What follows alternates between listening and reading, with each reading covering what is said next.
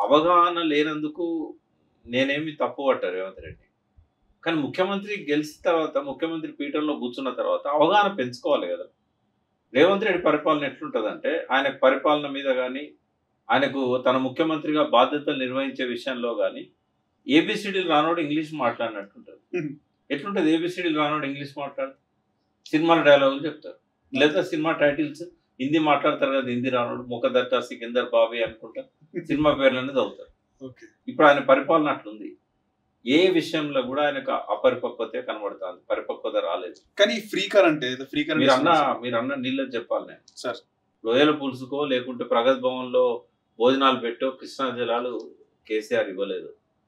కేసీఆర్ ఎప్పుడు కూడా కృష్ణా జలాలలో తెలంగాణ హక్కుల కోసం కొట్లాడిండు. తెలంగాణను సర్వనాశనం చేసింది ఇదే కాంగ్రెస్ పార్టీ. ఓకే.